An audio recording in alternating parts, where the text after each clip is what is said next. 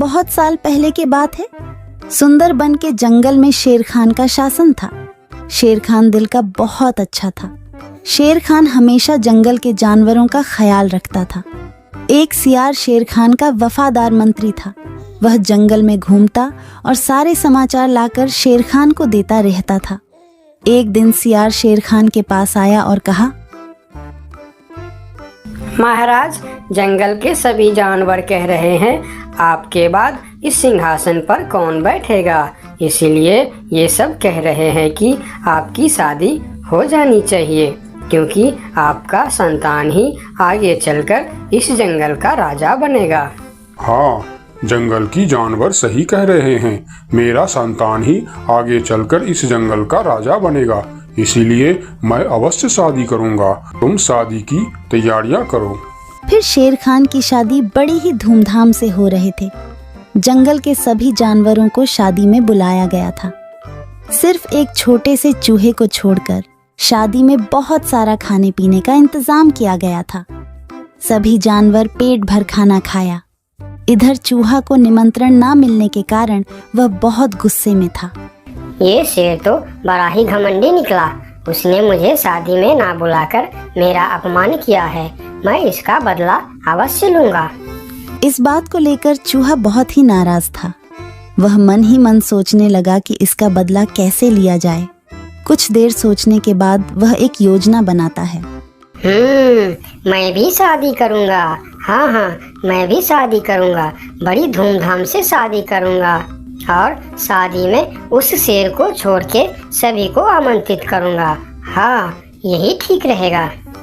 फिर चूहे ने शादी करने का फैसला कर लिया और वह अपने लिए एक दुल्हन ढूंढने निकल पड़ा।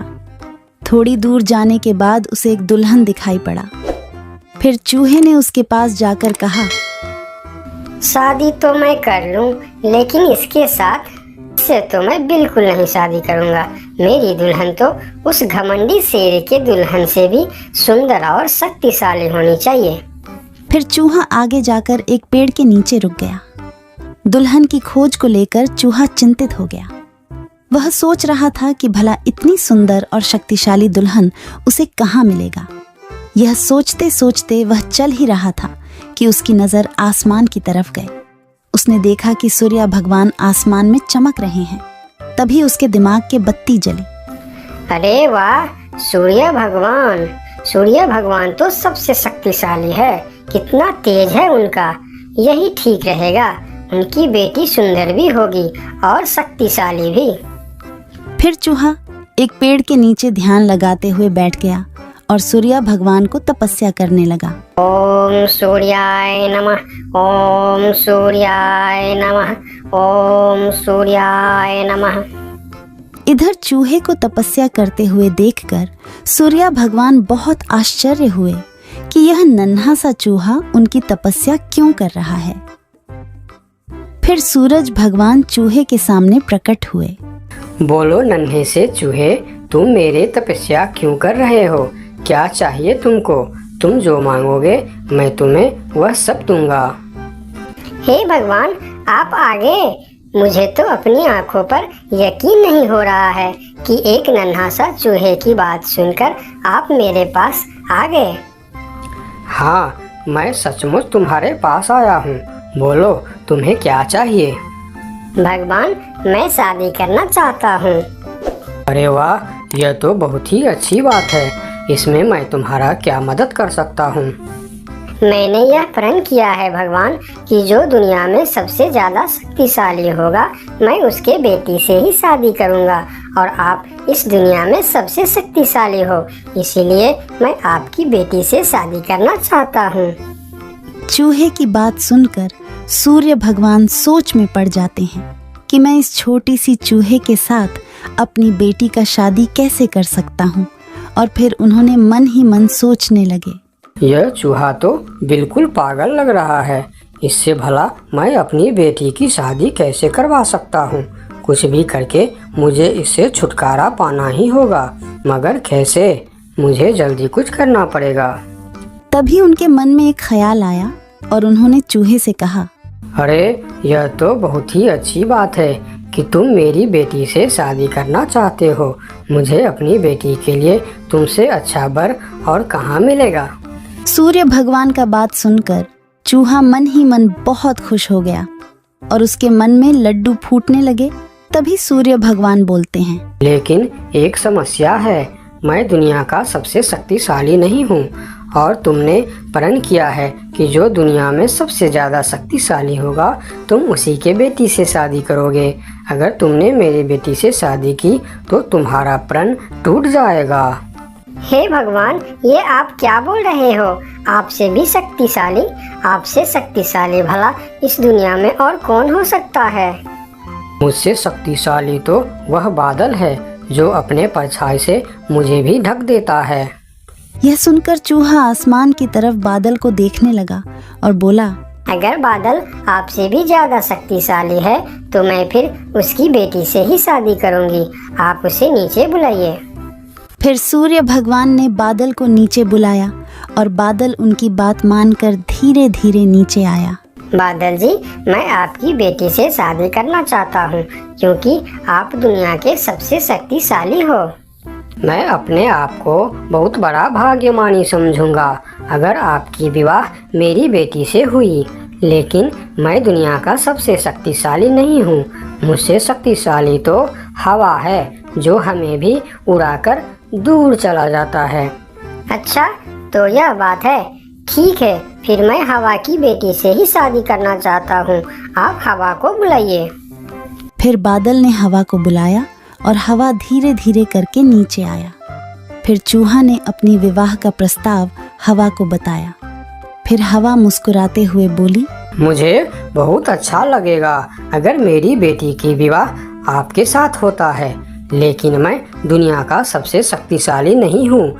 मुझसे शक्तिशाली तो पर्वत है जो हमारे हवा के झोंकों को भी रोक देता है। आप उनकी बेटी से ही शादी कीजिए।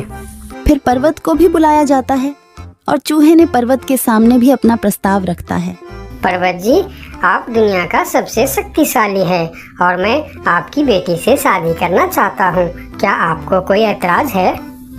मुझे भला क्या ऐतराज हो सकता है? आप मेरी बेटी से विवाह करना चाहते हैं, यह बहुत ही अच्छी बात है, लेकिन मैं भी दुनिया का सबसे शक्तिशाली नहीं हूँ। ये आप क्या कह रहे हैं? मैं यकीन नहीं कर सकता कि आपसे शक्तिशाली भी दुनिया में और कोई होगा। हाँ है, मेरे शिखर पर एक मोटा सा चूहा रहता है। वह मुझे रोज कुतर कुतर के वहाँ एक बड़ा सा सुरंग बना लिया है और उसमें अपने बच्चों और परिवार के साथ रहता है। वह मुझसे भी शक्तिशाली है। आप उसी के बेटी से क्यों नहीं शादी कर लेते? अगर ऐसी बात है तो फिर आप मुझे ले चलो उसके पास। मैं उसके बेटी से ही शादी करना चाहता हूँ। फिर सब मिलकर उस मोटे चूहे के पास जाता है और उसके पास उस नन्हा सा चूहा का शादी का प्रस्ताव रखता है।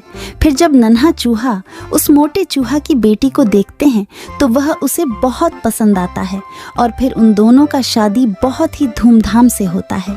नन्हे चूहे ने जंगल की सारे जानवरों को निमंत्रण दिया, लेकिन शेर से बदला लेने के लिए उसने उनको निमंत्रण नहीं भेजा। जब शेर खान को इस बात की खबर होती है तो शेर खान बहुत ही गुस्सा हो जाता है और अगले दिन सियार को उस चूहे के पास भेजता है और बोलता है, उस चूहे को कल मेरी दरबार में हाजिर करो। अगले दिन सियार उस चूहे को बुलाने के लिए उसके घर पर जाता है। अरे चूहा भाई, तुमको शेर खान ने याद किया है, जल्दी चलो। चूहा सियार के साथ शेर खान के दरबार में जाता है। उसे देखते ही शेर खान चिल्लाकर बोलते हैं, क्यों रे चूहे, तुम्हारी इतनी बड़ी दुस्साहस? तुमने अपनी शादी में जंगल की सभी पक्षी और जानवरों को निमंत्रण दिया और तुमने मुझे बुलाना सही नहीं समझा। मैं इस जंगल का राजा हूँ और सबसे शक्तिशाली भी। अगर मैं चाहूँ तो तुमको एक झटके में खत्म कर सकता हूँ। मुझे माफ कर दीजिए महाराज, जब आपने अपनी शादी में पूरे जंगल को निमंत्रण दी और मुझे नहीं दी तब मुझे भी ऐसे ही दुख हुआ था। यही एहसास दिलाने के लिए मैंने आपको निमंत्रण नहीं दिया। मुझे माफ कर दीजिए। क्यों रे सियार, तूने ऐसा क्यों किया? मैंने तो तुमको बोल दिया था कि जंगल के कोई भी पशु पक्षी छूटनी नहीं चाहिए। फिर तुमने इस चूहे को निमंत्रण क्यों नहीं दिया? मुझे माफ़ कर दीजिए महाराज, गलती हो गई। मैंने सोचा यह छोटा सा जीव, इसको क्या निमंत्रण देने का, इसलिए मैंने इसे छोड़ दिया था। मुझे आप माफ़ कर दीजिए। ठीक है, अगले बार से ध्यान रखना। मेरे लिए जंगल का हर जीव एक जैसा है।